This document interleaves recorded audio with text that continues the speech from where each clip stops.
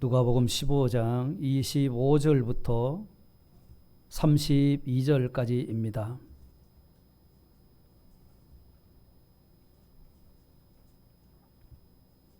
신약 성경 122쪽에 있습니다.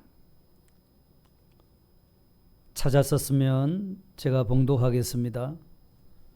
마다들은 밭에 있다가 돌아와 집에 가까이 왔을 때에 풍악과 춤추는 소리를 듣고 한 종을 불러 이 무슨 일인가 물은데 대답하되 당신의 동생이 돌아왔음에 당신의 아버지가 건강한 그를 다시 맞아들이게 됨으로 인하여 살찐 송아지를 잡았나이다 하니 그가 노하여 들어가고자 하지 아니하거늘 아버지가 나와서 권한대 아버지께 대답하여 이르되 내가 여러 해 아버지를 섬겨 명을 어김이었거늘 내게는 염소 새끼라도 주어 나와 내 벗으로 즐기게 하신 일이 없더니 아버지의 살림을 장녀들과 함께 삼켜버린 이 아들이 돌아오매 이를 위하여 살찐 송아지를 잡으셨나이다.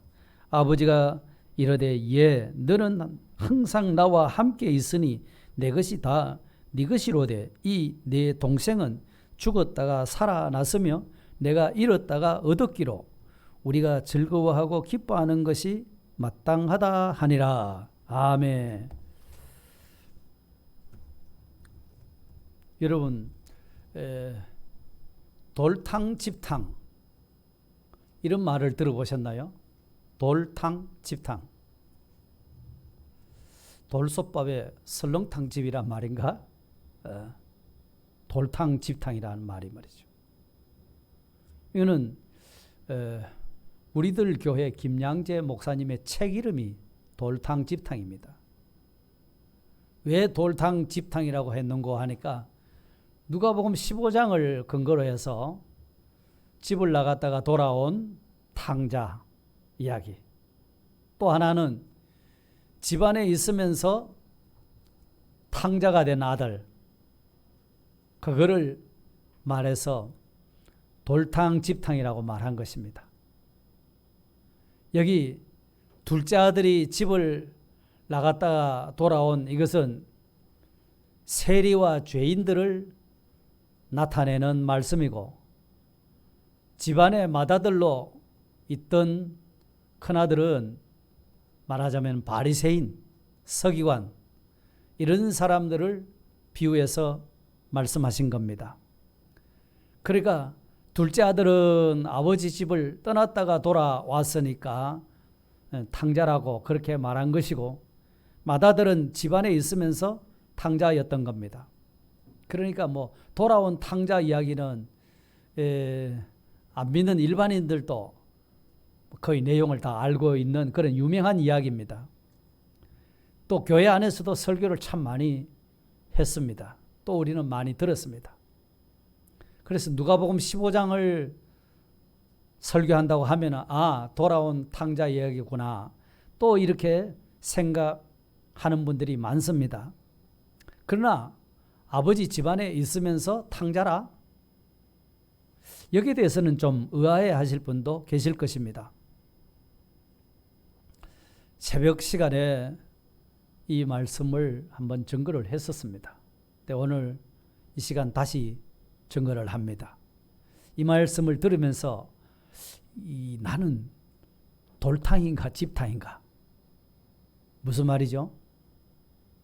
돌아온 탕자인가? 아니면 집안에 있으면서 탕자인가? 우리를 이 말씀에 한번 거울로 비춰 보실 수 있기를 바랍니다. 예. 돌탕도 돌아와야 아들 노릇을 하는 것이고요. 집탕, 집안에 있는 탕자도 오늘 본문 말씀에 집안에 들어오지를 않았다고 했어요. 집 안으로. 그 집안으로 돌아왔다는 이야기가 없어요. 그의 운명이 어찌 될는지 저도 잘 모르겠습니다. 왜 맏아들이 아버지 집에 있으면서 탕자가 되었을까? 그것은 이 맏아들이면서 아버지의 마음을 전혀 알지를 못하는 겁니다. 그 맏아들에게는 아버지의 상속자입니다. 특히 이스라엘은 신명기 21장 17절에 보면은 장자한테는 두 몫을 줍니다. 아들이 둘 있다고 하면은 한 모가치를 더 넣어서 3분 해가지고 두 모가치는 맏아들, 나머지 한 모가치는 둘째 아들, 이렇게 나누도록 되어 있습니다. 이게 장자의 특권입니다. 그러니까 이 집의 맏아들도 이 특권을 가지고 지금 아버지 집에서 아버지 일을 열심히 돕고 섬기고 또 밭에 나가서 일도 하고 그러는 사람입니다. 참 아버지를 섬긴다는 것이 잘한 것이지 않습니까? 그러면서도 우리 아버지의 마음이 어떤지, 아버지의 생각이 어떤지 거기에 대해서는 전혀 알지 못하는 사람입니다. 아버지가 둘째 아들에게 비록 재산을 나눠줬지만 이놈이 언제나 돌아올까 해서 매일 동구박 어귀에 서서 오늘이라 돌아올까, 오늘이라 돌아올까 마음을 애태우고 있는 것을 큰아들은 모르는 겁니다. 얼마나 아버지의 마음이 아프고 쓰라린지, 얼마나 밤에 잠을 못 주무시고 있는지 그 아버지의 심정을 전혀 알지 못합니다. 그런데 어느 날 집 나갔던 동생이 돌아온다고 하니까 그 자기도 밭에서 일하다가 집으로 돌아오는 길입니다. 그러니까 동생이 돌아왔다고 하니까 기뻐해야 될 건데, 반가워해야 될 건데 전혀 그 생각이 없습니다. 어떻게 했습니까? 분노했습니다. 분노했습니다. 그것도 돌아온 동생 둘째 아들을 위해서 아버지가 잔치를 벌여서 풍악과 춤추는 소리가 들렸다는 겁니다. 그 소리를 듣고 그 큰아들의 마음이 또 획 돌아가 버린 겁니다.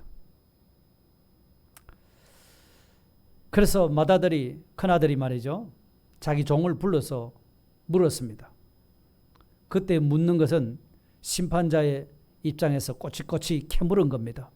정죄자의 입장에서 캐물은 겁니다. 그 종의 설명을 듣고 나서 28절에 보니까 그가 노하여 들어가고자 하지 아니하거늘, 아버지 집안으로 들어가려고 하지를 않았습니다. 왜 그가 동생이 돌아왔다는데 반가워하지 못하고 분을 내었을까요?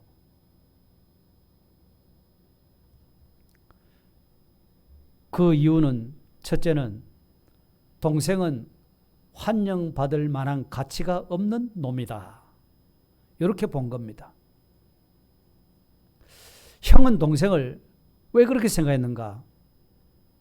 30절에 보시면 아버지의 살림을 창녀들과 함께 삼켜버린 이 아들이라, 이렇게 표현했습니다. 아버지의 살림을 창녀들과 함께 삼켜버렸다. 그러니까 아주 폐륜하다란 말입니다. 이런 부도덕한 놈이라, 무리한 방탕을 안고 그렇게 형이 동생을 그렇게 여겨버린 겁니다. 형이라고 하는 위치가 어떤 위치입니까? 형은 동생을 이렇게 사랑하고 돌봐주고 보호하고 또 이렇게 대변해주고, 그것이 형이 아니겠습니까?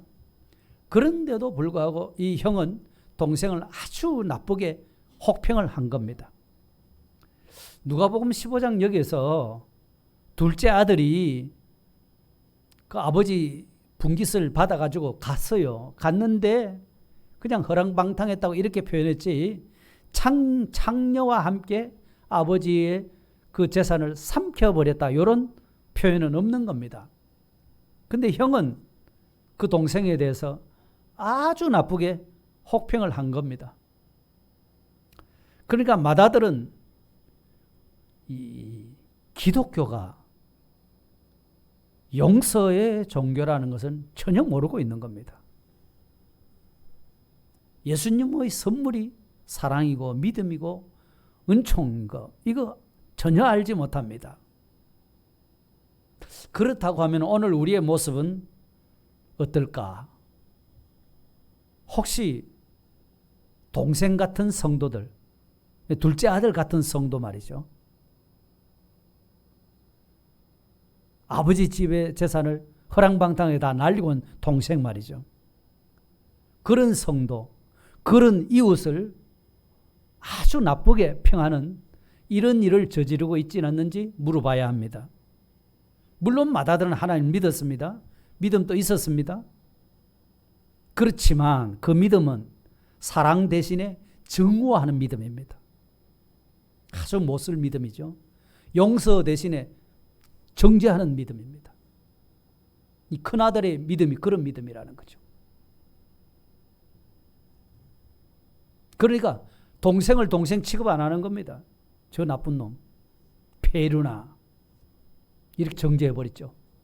그러면서 자기 아버지에 대해서 우리 아버지는 불공평하다 이렇게 지금 아버지한테 대드는 겁니다. 내가 여러 해 동안 아버지를 섬겨서 명을 어긴 일이 없는데 어떻게 해서 내한테는 염소 새끼라도 잡아서 친구들하고 같이 먹어라 이렇게 해주지를 않고 이 못된 동생은 아버지 살림을 절단 내고 왔는데도 살찐 송아지 잡아서 잔치를 벌여. 우리 아버지가 너무 불공평한 거 아닌가?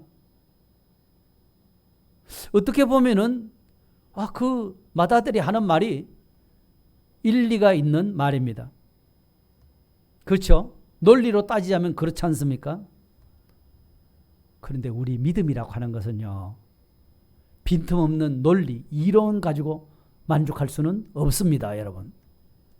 맏아들은 그가 받은 하나님의 은혜를 은혜로 깨닫지를 못했습니다. 그러니까 감사가 없는 거예요. 왜 그렇습니까? 내가 믿는 하나님이 어떤 하나님인 줄 몰랐다는 겁니다. 우리 하나님은 염소 새끼도 안 잡아주는 그렇게 인색하신 하나님이실까요? 결코 그렇지 않습니다.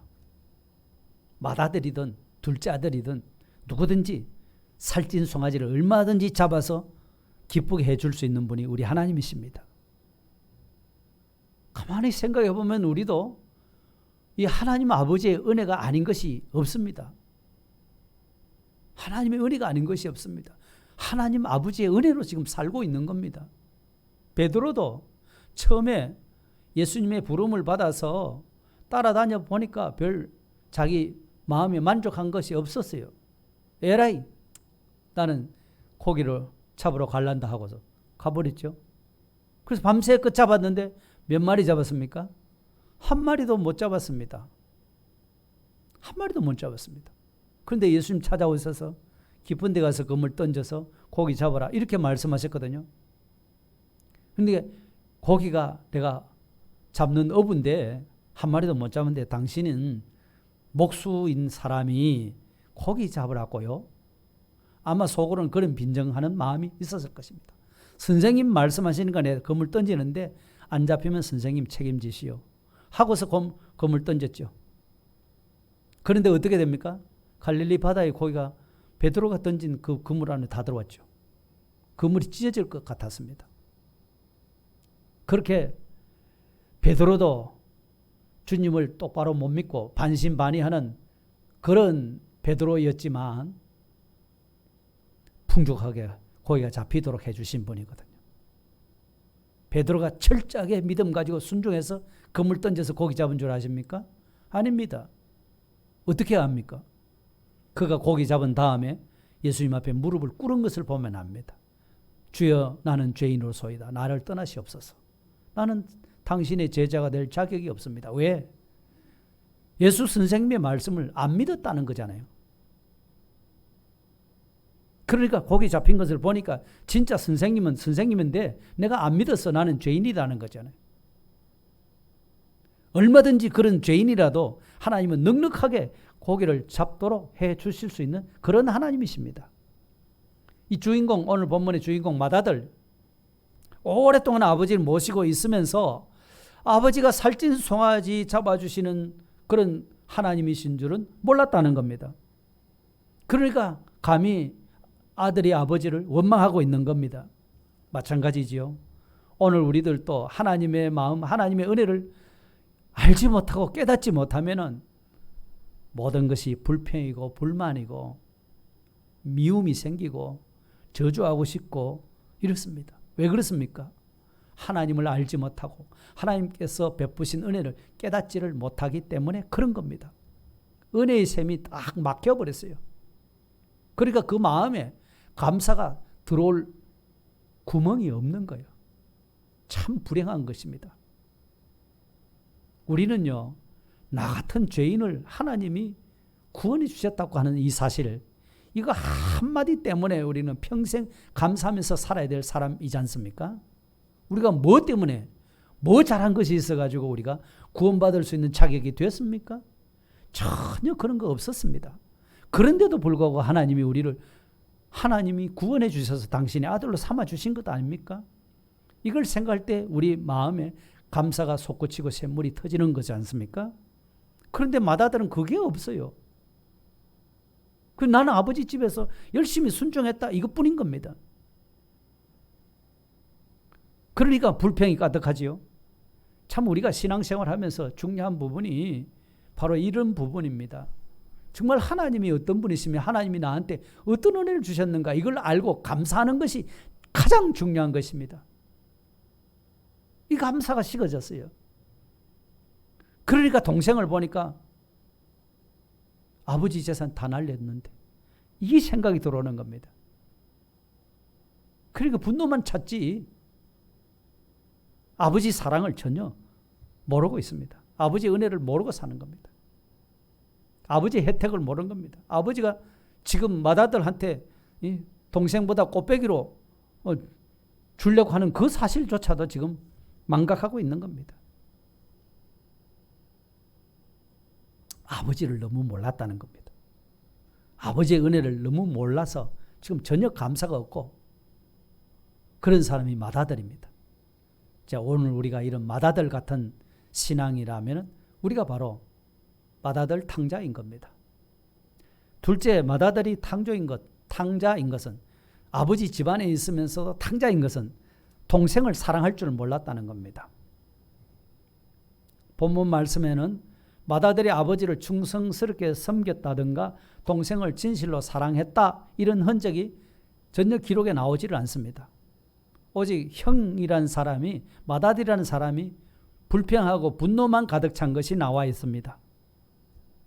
그러니까 밭에서 나는 열심히 일하고 돌아오는데 나한테는 아무런 대접도 안 하고 동생은 저렇게 아버지 재산 다 날려먹은 동생인데도 저런 잔치를 벌인다? 이걸 생각하니까 신경질이 나고 짜증이 나고, 내가 지금까지 아버지 섬기는 공이 뭐가 있느냐 이거죠. 이럴 바에 내가 바보처럼 뭐 하려고 내가 아버지 집에서 꼬박꼬박 순종하고 그럴 게 있느냐고, 이런 식으로 불평하고 있는 겁니다.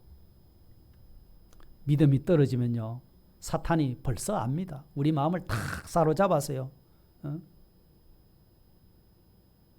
그런 사랑이라는 그런 여백이 없도록 만들어버립니다. 사탄이 와가지고요, 꽉 막혀버립니다.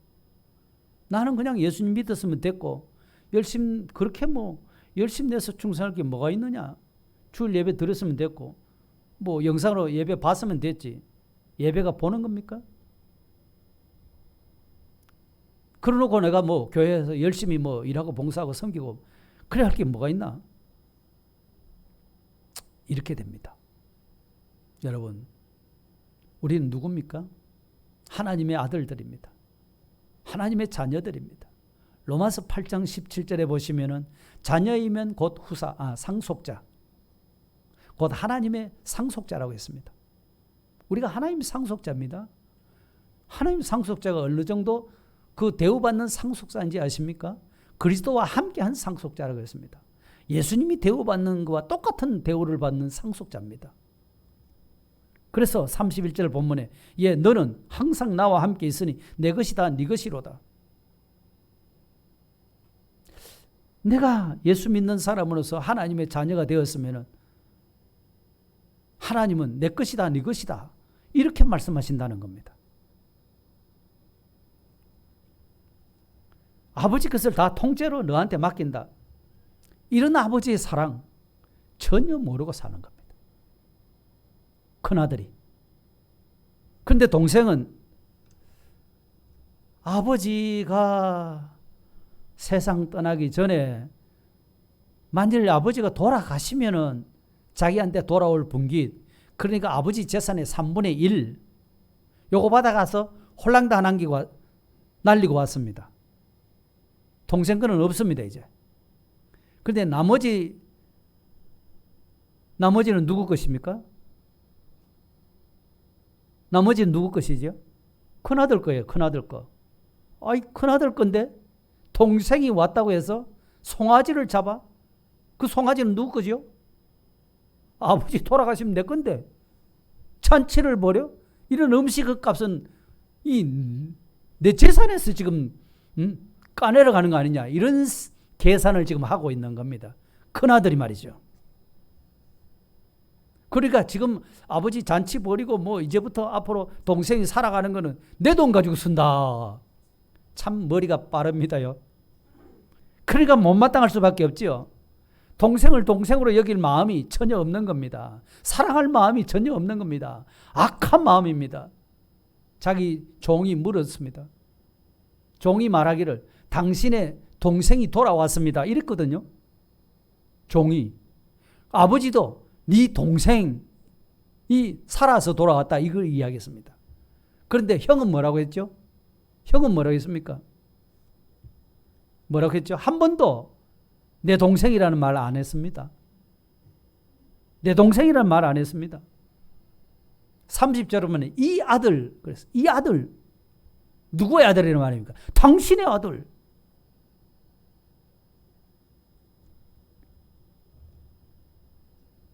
아무리 동생이 잘못했어도 돌아온 동생입니다. 왜?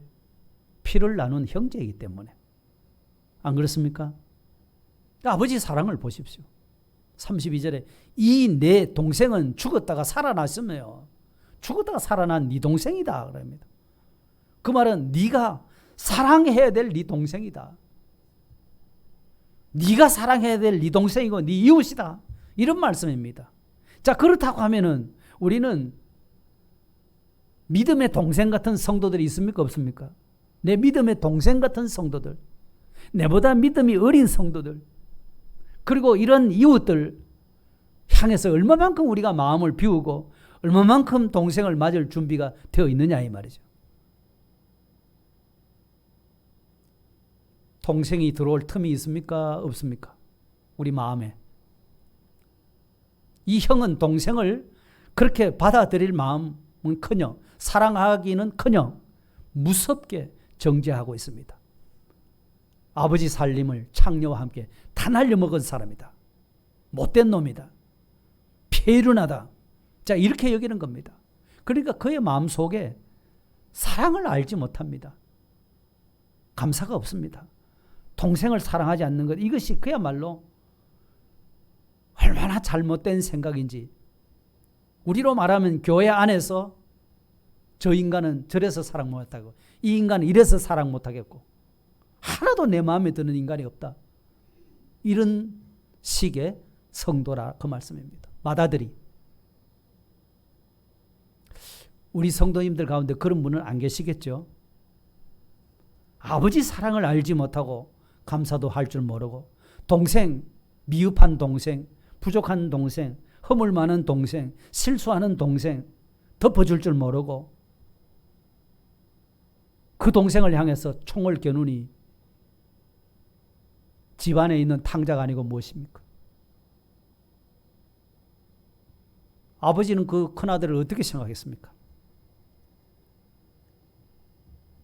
어떤 배가 파손이 돼서 탔던 배 안에 사람들이 구조를 해야 되는데 구조선이 오기는 왔는데 파손된 배까지는 못 왔어요. 그래서 파손된 배에서 구명선까지 가느다란 밧줄을 연결해 놨습니다. 그래서 배가 가라앉기 전에 사람이 한 사람씩 줄을 타고 저 구조선까지 건너가야 되는데 사람들이 서로 먼저 가려고 발을 동동 구리고 있는데 한꺼번에 여러 사람이 갈 수 없으니까 한 사람씩 가는 거예요.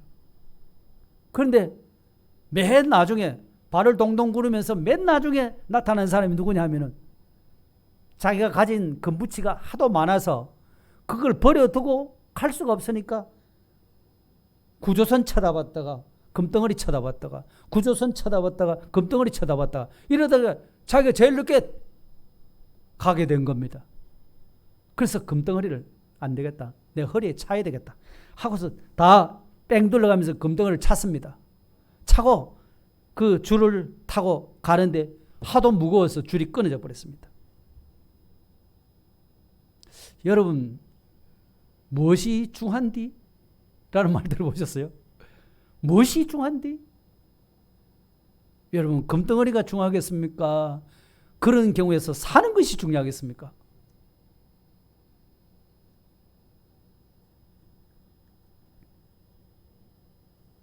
아버지는 말씀하시기를, 야, 네 동생은 죽었다가 살아났지 않느냐? 내가 잃어버렸다가 다시 찾았다. 봐라, 건강한 모습으로 돌아왔지 않느냐? 그러니까 어찌 내가 기뻐하지 않겠느냐? 자, 이러시는 겁니다. 그러니까 죽었다고 살아온 아들인데 생명보다 더 귀한 것이 어디 있는데? 재산이 뭐 탕진했다고 해서 그게 무슨 상관이 있노? 내 아들이 살아서 돌아왔는데. 그래서 기뻐하고 잔치를 쾌히 벌인 겁니다.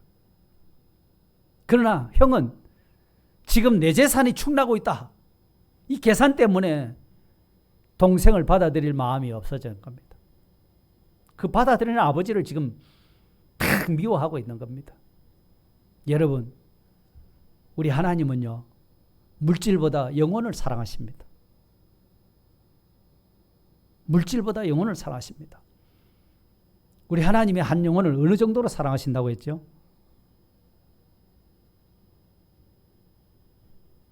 한 생명은 천하보다도 귀하다.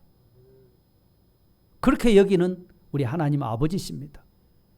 그 사랑으로 한 무짝에도 쓸모없는 나를 불러주시는 겁니다. 내가 의롭고 아주 철두철미하게 일을 잘하고 그런 조건 자격 때문에 나를 불러주신 게 아닙니다. 우리가 진정 이 하나님의 사랑을 바로 알고 있다면 둘째 아들 같은 동생을 내버려 둬야 되겠습니까? 둘째 아들 같은 동생을 맞아 드려야 되겠습니까? 그 둘째 아들 같은 동생을 오전에 자석이라고 그랬잖아요. 나하고는 정반대되는 놈이지만 자석은 반대되는 거기 끌어당기는 겁니다. 교회는 자석이라 해야 된다고 했습니다. 나하고 다르니까 저놈을 밀쳐내야 되겠다. 안 밀쳐나갑니다, 여러분. 우리가 엉뚱한 짓을 많이 합니다. 자꾸 독서를 퍼붓고 비난하고 정죄하고 쫓아내버려야 속이 시원할까요? 맏아들은 동생의 영혼을 사랑하지 않았습니다. 마땅히 저놈은 벌을 받아야 된다. 이게 집안에 있는 탕자예요.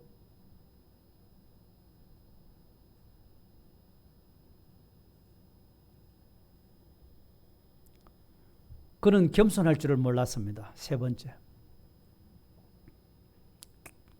겸손이라는 것은 다 집 나가고 없고 교만으로 꽉 차 있습니다. 그러니까 뭐라고 말합니까? 29절에 내가 여러 해 아버지를 섬겨 명을 어김이 없거늘. 아버지, 내가 어떤 사람입니까? 아버지 시킨 대로 잘 안 했습니까? 내가 아버지 떠난 일이 있습니까? 아버지 내가 불순종한 일이 있습니까? 나는 이렇게 했지 않습니까? 율법적인지 율법적으로 이렇게 참 말씀을 하고 있습니다만은 착실한 것 같으나 자기의에 빠져있는 교만한 사람입니다. 자기의에 빠져있는 교만한 사람. 맏아들이 아버지 명을 어긴 것이 없습니다 하면서도 실질적으로 아버지 마음을 창을 가지고 찌르는 아들입니다. 아버지 마음을 아프게 하고 있습니다. 겉으로 나타난 모습은 맏아들처럼 그래 행세를 하지만 내면적으로 들어가 보면 얼마나 아버지의 마음을 불쾌하게 만들고 아프게 하는지, 그게 우리 부모에게 효하는 것이 뭐 효하는 겁니까? 아버지 마음을 편안하게 해드리는 겁니다. 근데 아버지가 지금 안 편한 거잖아요. 이 죽었다가 살아온 동생을 반갑게 맞아주는데 저 형이란 작자가 그걸 미워하고 막 총을 겨누고 못 살도록 지금 이렇게 하고 있는 겁니다. 이 얼마나 지나친 바리새인적인 입장입니까? 아버지 마음이 편할까요? 이런 큰아들을 보고 있는 아버지의 마음이 어떻을까요?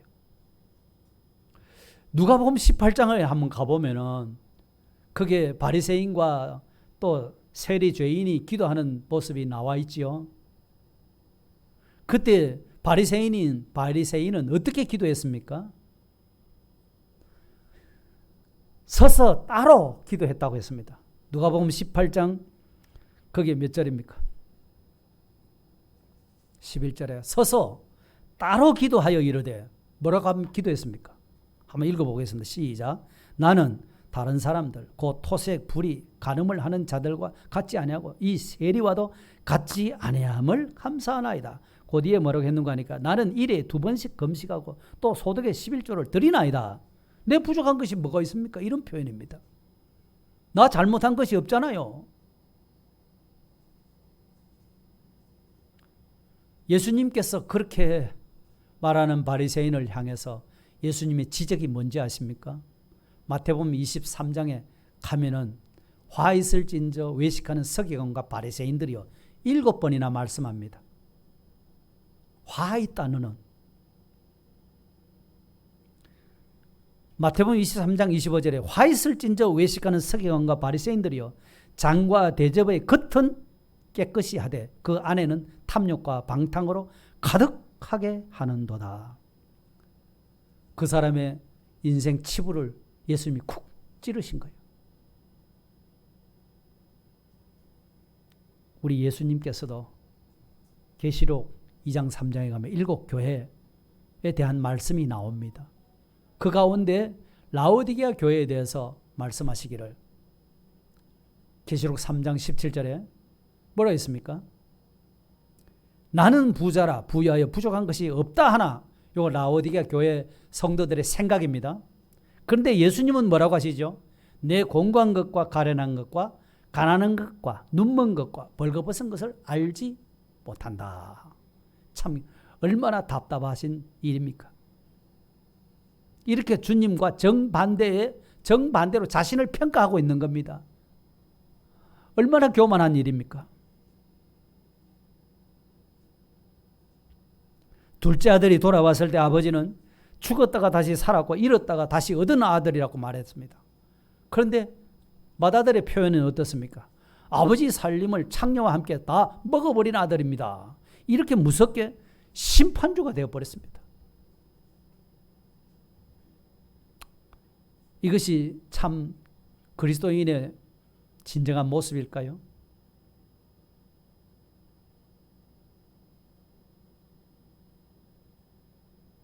우리가요, 아버지한테, 하나님 아버지한테 우리도 뭐 잘한 것도 있을 것입니다. 근데 잘한 것만 생각하지 말고 나는 무엇이 부족한가, 이것을 한번 생각하고 우리가 겸손해야 됩니다. 잘한 것이 있더라도 내가 잘해서 잘한 것이 아닙니다. 하나님의 은혜입니다. 하나님이 도와서 됐습니다. 이렇게 감사할 수 있는 사람이 겸손한 사람 아니겠습니까? 그래서 우리는 스스로 자꾸 자문자답을 해야 합니다. 나는 아버지 집에 들어가지도 않고 문 밖에 버티고 서 있는 그런 맏아들 탕자는 아닌가? 하나님, 나는 어떻습니까? 언제까지 내가 집안에 들어가지도 않고 버티고 있으면 되겠습니까? 동생을 비난하고 정죄하고 고발만 하고 내가 이렇게 해도 되겠습니까? 하나님의 은혜를 저버리고 청량할 수 없는 맏아들은 뭐 어디 흠이 없으니까 맏아들이 되는 겁니까? 아버지가 보실 때는 그래도 맏아들한테도 뭔가 흠이 있었을 겁니다. 흠 없는 사람이 누가 있습니까? 나는 의롭습니다. 나는 괜찮습니다. 할 만큼 합니다. 이럴 사람이 있을까요? 한 사람도 없습니다. 그러면서 왜 하나님의 은혜를 맏아들처럼 나는 외면하고 있지는 않는가? 둘째 아들이 그래도 뭐 철없이 아버지 것 달라 해가지고 다 날리고 왔지만 나는 아버지 아들이 아닙니다.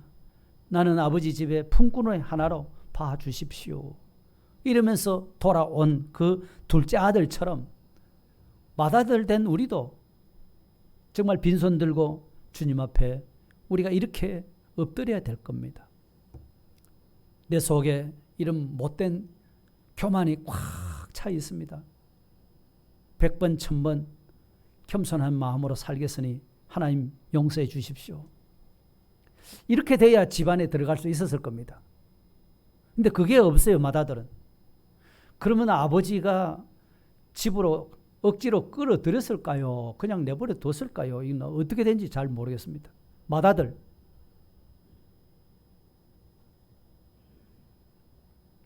우리가 둘째 아들처럼 그렇게 엎드려야 됩니다. 그래야 아버지의 긍휼을 잊고 아버지 집에서 아버지 것 가지고 다 우리가 누리면서 평안하게 살 수가 있습니다. 하나님의 교회는 평안에 매는 줄로 꽁꽁 묶어서 하나가 되도록 만들어 놓은 것입니다. 하나님이신 성령께서 이렇게 만들어 놓은 것을 인간이 들어서 깨트리려고 하면 어떻게 되겠습니까? 하나님이 그를 가만두겠습니까? 어리석지 마십시다. 우리가 하나님의 교회는 예수님의 몸입니다. 지극히 작은 자 하나에게 대우하는 것이 그게 주님 대우라고 했고요. 지극히 작은 자 하나에게 잘못하고 있는 것이 예수님에게 대한 잘못한 거라고 그렇게 말씀을 하셨습니다. 이 말씀을 우리에게 계속하고 있는 것은 우리 마음이 달라지기를 원하시는 겁니다. 맏아들처럼 우리가 집안에 있는 탕자가 아닌가? 이거를 한번 생각하도록 하시는 말씀입니다. 그래서 오늘 오후에 왜 맏아들이 집안에 있으면서 탕자가 되었는가? 3가지로 말씀을 드렸습니다. 첫째는 아버지의 마음을 전혀 알지 못하는 맏아들입니다. 그러니까 동생이 돌아오는데 잔치를 벌였다고 분을 냈거든요. 그 아버지의 마음을 조금이라도 이해했으면 그럴 수는 없을 거 아닙니까? 자기도 동생이 돌아왔으니까 반겨주고 환영해주고 그래야 될 건데 그런 마음이 전혀 없었어요. 아버지 마음을 모르는 거예요. 그러니까 동생 저놈은 환영받을 가치가 없는 아주 못쓸 놈이다. 이렇게 딱 혹평을 해버린 거죠. 그리고 아버지한테 원망하고 불평하고 대들고 있는 겁니다. 두 번째, 맏아들이 집안에 있는 탕자가 된 것은 동생을 자기도 아버지 앞에 말할 수 없는 사랑을 받고 있으면서도 동생을 사랑할 마음이 그게 1도 없는 거예요. 무슨 마음이 그런 마음이 있을까요? 독선이죠. 지금 아버지가 네 동생이야. 네 동생은 죽었다가 살아서. 자, 이 말 할 때 네가 사랑해줘야 될 동생이라. 네가 사랑해야 될 이웃이라. 이 말입니다. 우리가 동생 같은 믿음의 성도들 있잖아요. 그 나보다 믿음이 조금 부족하다 생각되는 그런 성도들 우리는 사랑하고 있습니까? 무시하고 있습니까?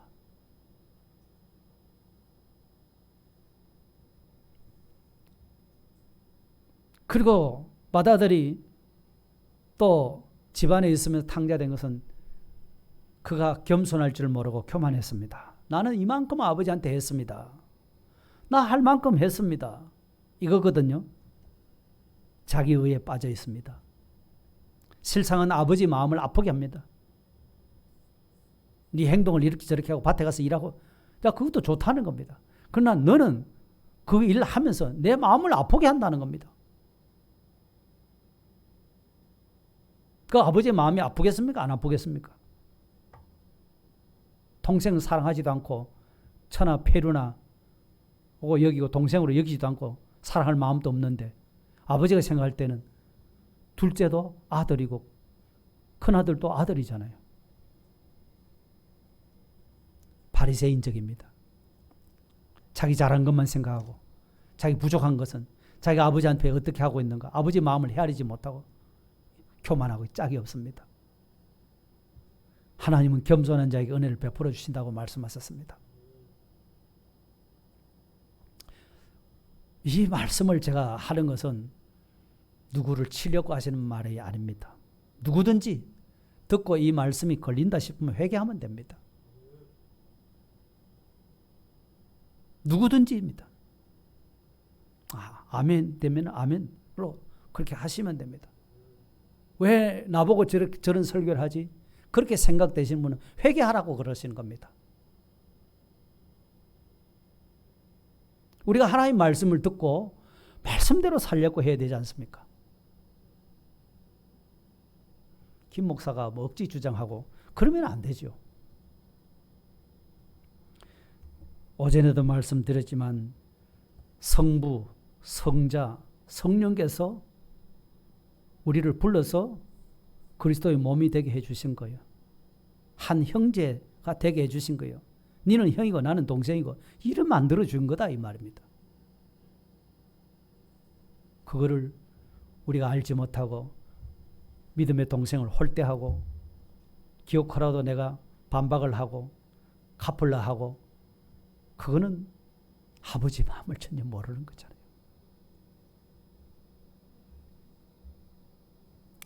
다 같이 우리 한번 주신 말씀 기억하시면서 우리 스스로 나는 돌탕인가 집탕인가 한번 자문하시고 그냥 아버지를 정말 사랑하지 못했으면 사랑하고 동생을 사랑하지 못했으면 사랑하는 사람으로 변화되기를 원합니다. 하나님 도와주십시오. 다 같이 통성을 한번 기도드리겠습니다. 주님 감사합니다. 우리는 말할 수 없는 하나님 아버지의 은혜를 받고 살고 있습니다. 우리를 하나님의 아들로 하나님의 상속자로 삼아주셔서 하나님의 것을 우리에게 다 맡겨주시려고 하는데 우리가 그 하나님 아버지의 마음을 전혀 알지도 못하고 아버지 이해하지도 못하고 동생이 집을 나갔다가 돌아왔을 때 아버지의 그 심정이 어땠는지 그것을 전혀 이해하지 못하고 있는 이 형과 같은 그런 집탕으로 저들이 살아가고 있습니다. 그 동생을 동생으로 취급도 안 하고 사랑할 줄도 모르고 미워하고 정죄하고 심판주로 대할 때가 너무 많았습니다. 하나님 아버지 우리를 불쌍히 여겨주시옵소서. 용서해 주시옵소서. 우리가 바로 이 집안에 있는 탕자 노릇을 해왔습니다. 그러면서도 자기 의에 도취돼서 나는 할 만큼 했다고 스스로 자만하고 하나님 아버지 앞에는 얼마나 부족한지 그것을 깨닫지를 못하고 살아왔던 맏아들 같은 탕자였습니다. 하나님 아버지 용서해 주시고 아버지 앞에 날마다 두 손 들고 나아갈 수 있게 하시고